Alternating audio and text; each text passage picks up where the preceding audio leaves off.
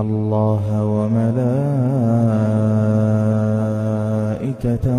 يصلون على النبي يا أيها الذين آمنوا صلوا عليه وسلموا تسليما. يا صباح الخير والسعادة والهنا والرضا والجمال على كل عيون متابعين الحلوين اللي بيتابعوني من كل مكان.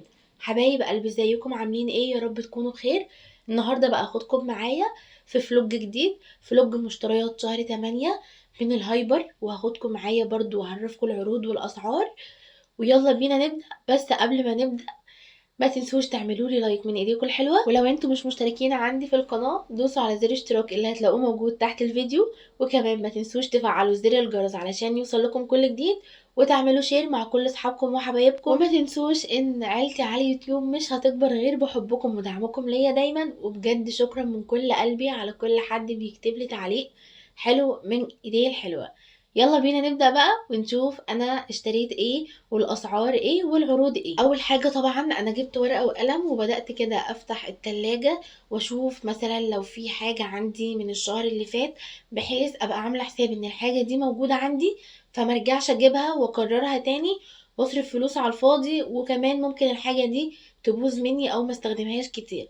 وبفتح الفريزر برضو نفس الكلام، لان انا اوقات بجيب ستريبس جاهز واوقات بعمله في البيت، فبفتح التلاجة كده اعمل جرد سريع، اشوف مثلا لو فايض عندي جمبري، لو فايض عندي سمك، لو فايض عندي ستريبس كده، بحيث ما اقعدش اجيب واحط في الفريزر او في التلاجة وخلاص. وبروح برضو للدرج بتاع المطبخ، اشوف انا عندي مكرونة، طب هل ما عنديش خالص، طب هل مثلا عندي مكرونة نوع معين والنوع التاني مش موجود، او لو موجود عندي النوع معين بس كمية صغيرة ما تكفيش معايا الشهر.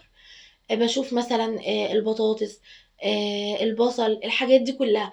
فلازم قبل ما انزل اجيب حاجتي لازم ابقى عاملة جرد كويس جدا وكاتبة في ورقة وقلم الحاجات اللي انا محتاجاها، بحيث ما اهدرش في الفلوس، واجيب الحاجات اللي انا هحتاجها الشهر ده بس، ما زودش عن كده، علشان زي ما قلت لكم نقدر ان احنا نحوش من مصروف البيت. وكمان ابص مثلا على الفيبة اللي بغسل بيها المواعين، ابص على المسحوق اشوفه موجود او موجود مثلا بكمية قليلة ما تكفينيش الشهر. ولو لقيت عروض على الحاجات دي كلها طبعا بجيبها، وهي ما بيحصلهاش اي حاجة، فبخليها معايا للشهر اللي بعده، بحيث ان انا اوفر في مصروف البيت. ونفس الكلام برضو بعمله في التوابل، بعمل جرد كده للتوابل كلها، لان انا ما بحبش اجيب التتبيلات اللي هي بتبقى جاهزة. يعني في تتبيلات تتبيلة بانيه، تتبيلة حواوشي، فراخ مشوية، الكلام ده كله انا ما بحبش اجيبهم بصراحة. انا بحب اجيب انا التوابل زي التوم البودر، البصل البودر، الملح والفلفل الاسود والكمون والكزبرة، دول حاجة اساسية عندي في مطبخي.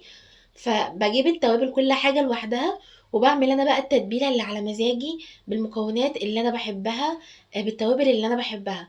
بحس ان انا لما بعمل انا الحاجه بيكون طعمها احلى من التوابل الجاهزه. ساعات التوابل الجاهزه بيكون ضايفين ليها مثلا نوع او نوعين من التوابل، انت مثلا مش حباهم او عندك حساسيه منهم، او طعمهم ما بيبقاش حلو، ما بيديكيش النتيجه اللي انت عايزاها.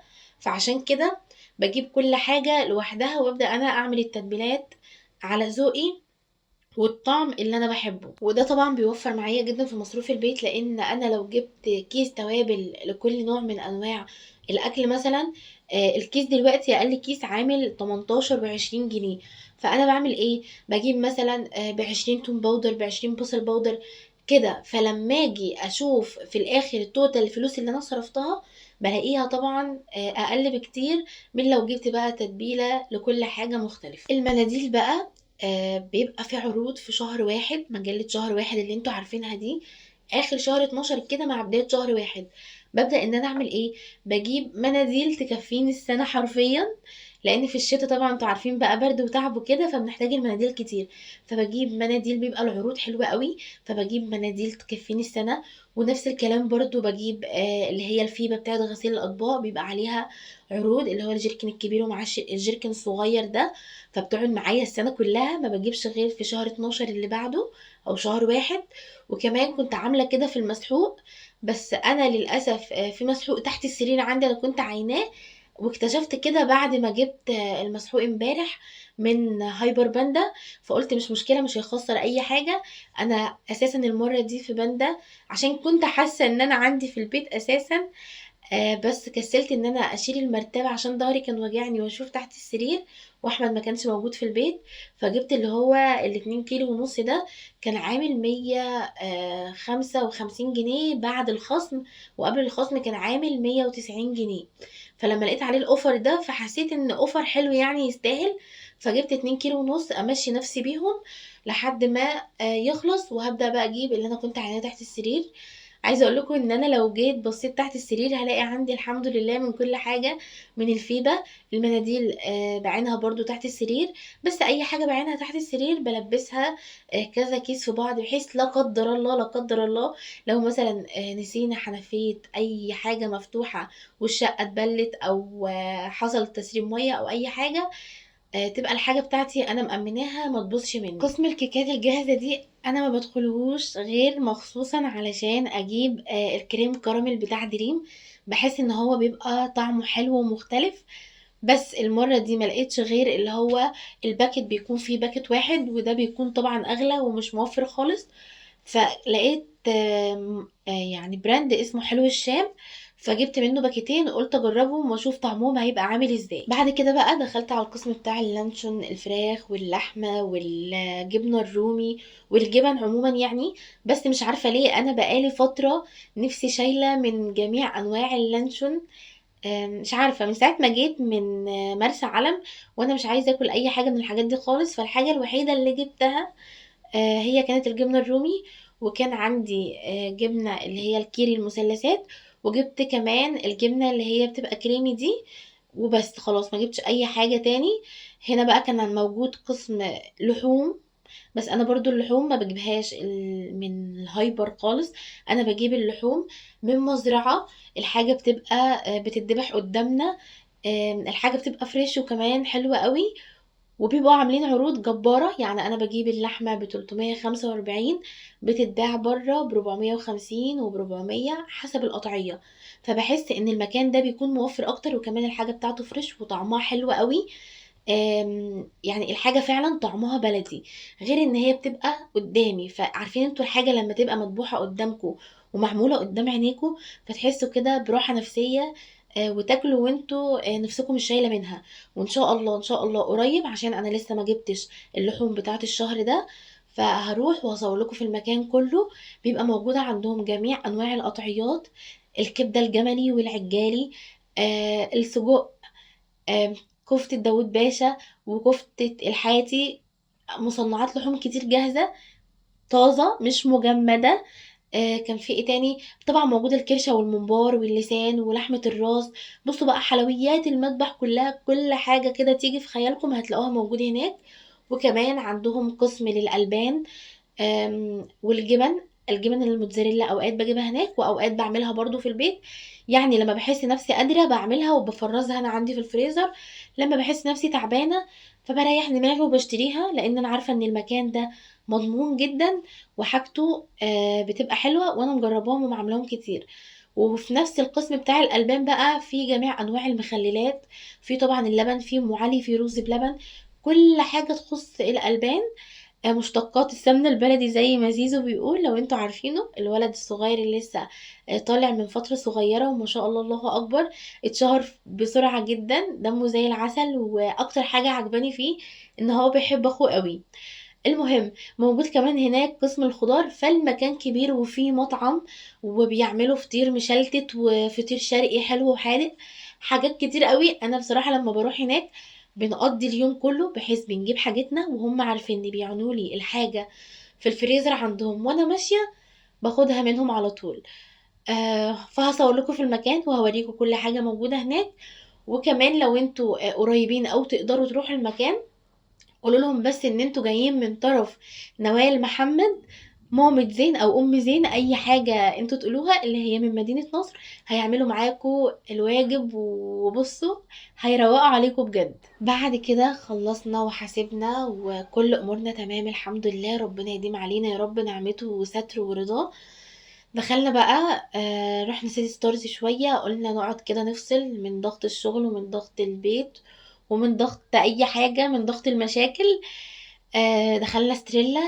طبعا زي ما انتم شايفين كده، مجرد ما دخلنا سيتي ستارز وحطيته على الارض فضل يجري وانا اجري وراه، كان عايز يعني يطلع طاقته في حاجه. طبعا انتوا عارفين ان قعده البيت للاطفال بتبقى وحشه، وانا بحاول على قد ما اقدر ان انا اخده وننزل بحيث يغير جو. كنت طلبت مولتن كيك بالشوكليت زي ما انتم شايفين كده، واحمد كان طالب كابتشينو، بس زين طبعا كان لازم يعمل حاجه، فحط ايده كده في المولتن كيك من غير معلقه.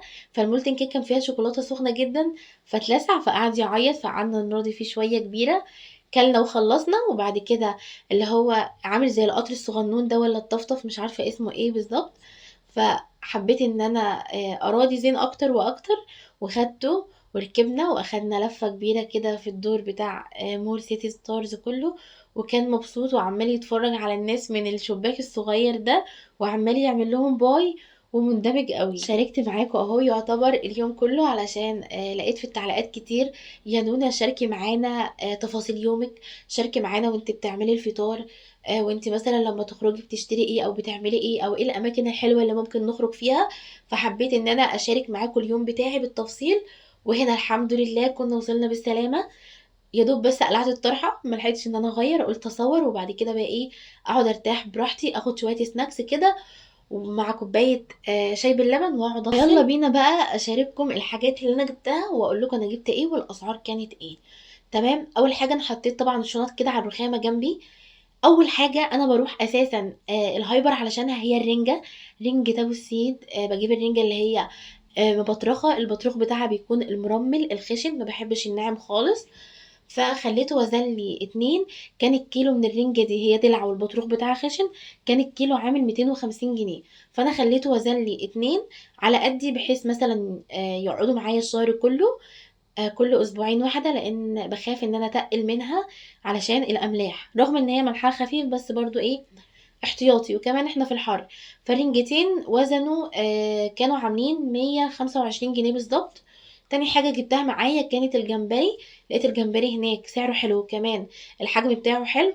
يعني انا جايبة الجمبري اللي هو القشر الوسط، الكيلو كان عامل 600 جنيه، بلاقيه بره ب 700 وب 800 واسعار غريبة. والحجم ما بيبقاش زي الحجم اللي انا جبته ده خالص، بيبقى اصغر بكتير. فجبت طبق كان وزنه 580 جرام بالظبط. خليه عندي في الفريزر، وقت ما احب اعمل منه عادي. بعد كده جبت طبعا عيش توست، بحتاجه سواء في الفطار او في العشاء، بيبقى خفيف وطعمه حلو. وكمان جبت الاسبونشة بتاعة المواعين، لان اوقات كتير برضو بنسى اجيب، وبضطر ان انا انزل مخصوص عشان اجيبها. فجبت اتنين، كل كيس فيه تلاتة، والتلاتة ب15 جنيه. والتونة دي توناتو كانوا عاملين عليها عرض 185 جرام قطع. ما بحبش اجيب التونة المفتتة ابدا، بقرف منها وبحس ان هي بتكون فيها ريحة زفارة مش حلوة يعني. التلاتة كانوا عاملين 105 جنيه. فلقيت ان العرض ده كويس، وانا توناتو دي جربتها قبل كده. جبت بقى شوية سناكس خفيفة كده، عارفين الذرة اللي هو بيبقى متحمص، جبت منه بطعم الجبنة وجبت بطعم الكاتشب. وكمان شفت الكاجو، ما قدرتش اقاوم بصراحة لان انا بحبه قوي، فجبت منه طبق صغير كده 150 جرام. وكانوا عاملين الذرة كان عامل 55 جنيه كل طبق، والكاجو كان عامل 150 160 حاجة في الرينج ده يعني. طبعا جبت المكرونة اللي ما كانتش موجودة عندي، اللي هي المكرونة التحمير، وجبت شعرية برضو عشان كانت خلصانة، وجبت كمان لسان عصفور لانهم كانوا خلصانين. جبت ايه تاني يا نونا؟ جبت اللي هو الفلفليتا دي، اللي هي منعم ملابس، ريحتها حلوة قوي. انا كل مرة بجيب معاكم فريدة، بس حبيت ان انا اغير دي، وانا واقفة عندها كده معدية ريحتها نفاذة، حسيت ان هي شدتني. فجبت اللي بريحة اللافندر. بصراحة انا مجربتش ولا ريحة، بس حسيت ان الريحة بتاعتها حلوة، وكمان كان اكتر ريحة مسحوبة هي اللافندر. فقلت اخدها اجربها، هو مركز، مجرد بس بضيف منه غطا، والباقي بضيف عليه مية، او ممكن انا اخففه على جيركنين لو عندي جيركن فاضي، ببدأ ان انا اخففه انا على جيركنين. هنا بقى جبت المنظمات بتاعة المكرونة والبقوليات عموما، وبدأت ان انا افضي فيها الشعرية مع بعضها، المكرونة المحمرة مع بعضها وكده، بحيث ان افضي الاكياس. وكمان يعني المنظمات بتوفر معايا في المكان وبتوفر معايا في الوقت. مجرد بس لما باجي اعمل حاجة بفتح العلبة واستخدم بقى اي نوع من البقوليات انا عايزاه. جبت كمان طبعا الاوكسي اللي انا قلت لكم عليه ده، اللي هو الاتنين كيلو ونص. وكان سعره حلو، وقلت لكم ان هم كانوا عاملين عليه اوفر حلو قوي. وجبت ازازتين خل، كانت الازازه عامله 14 جنيه الا ربع. انا كنت دايما متعوده اجيب الخل اللي هو الخام، بجيب مثلا ب10 جنيه واحطه في ازازه فاضيه عندي، وببدا ان انا اخففه. بس حسيت بعد كده ان الخل بقى بيبقى خام ومركز قوي قوي قوي. فقلت بعد كده لا بلاش اجيب اللي هو المعلب الجاهز المخفف الجاهز يعني. العلبة عاملة 14 جنيه الا ربع. 14 جنيه الا ربع، مش 13 الا ربع. ويعني استخدمها على طول، مش لسه بقى هفضي في ازازة واخفف والكلام ده كله. واوقات اساسا ما بيبقاش عندي ازاز فاضية، فببقى محتاسة مش عارفة طب انا جبت الخل الخام هحطه بعد كده في ايه. جبت طبعا مناديل المطبخ لاني بحتاجها كتير، وكان بقالي فترة كل ما انزل علشان اشتري حاجات انسى اجيب المناديل بتاعة المطبخ. جبت اللي هي بابايا، بيكون فيها 6، 4 و2 هدية. بكام؟ كانت ب55 جنيه. بالنسبة لي يعني للمطبخ انا ما بهتمش بالمناديل قوي، لان في الاول في الاخر هي للمطبخ، يعني بمسح بيها الرخامة، بمسح بيها حاجة وقعت على البوتاجاز، بمسح بيها الميكرويف، الكلام ده كله. لكن اللي بهتم بيه طبعا المناديل بتاعت الاستخدام الشخصي. ما بجيبش غير نوع وايت. بحس ان المنديل بيكون ناعم قوي، وكمان الطبقات بتاعته كويسة، وبيبقى كذا طبقة فوق بعضها، فبحس ان هي حلوة قوي. جبت كمان بقى طبعا شوية حاجات كده زي مثلا الفيكولا، المشروب بتاعي اللي هو القهوة باللبن. الحاجات دي كلها بحطها في التلاجة وقت ما احس ان انا مثلا الجو حر او عملت حاجات كتير، او قاعدة مثلا عايزة اشرب حاجة، فبجيبهم في التلاجة، بجيبهم واحطهم في التلاجة يعني، وباخد منهم بقى وقت ما انا عايزة. جبت كمان طبعا ما بجيبش مجمدات خضار غير منتجات بسمة. جبت بسلة بالجزر، وجبت كمان ملوخية، كيس وكيس كفاية، حطيتهم عندي في الفريزر. والملوخية كانت ب25 جنيه، والبسلة كانت عاملة 29 30 حاجة في الرينج ده. كمان لقيت بقى وانا واقفة بتسوق كده وبتجول، لقيت احمد جاي وجايب فرشة سنان لزين. انا كنت سمعت ان الاطفال المفروض يغسلوا اسنانهم من بعد السنه ونص. بس انا برضو كالعاده كنت كل ما انزل اروح الصيدليه اجيب معجون سنان لينا، انسى برضو اجيب فرشه لزين، فاحمد جاب له فرشه. فعايزه اقول لكم ان سمعت كذا دكتور بيقول اهتموا جدا بنظافه اسنان الاطفال، علشان ما تعمل لهمش فطريات وميكروبات في بقهم. مش معنى ان الطفل صغير يبقى ما نغسلش اسنانه، او مش معنى ان احنا عارفين ان السنان دي في الاول في الاخر سنان لبنيه فهتتغير فما نهتمش بيها. الدكتور سمعته بيقول ان الكلام ده كله غلط. نحاول على قد ما نقدر يعني نحافظ على نظافة الأسنان.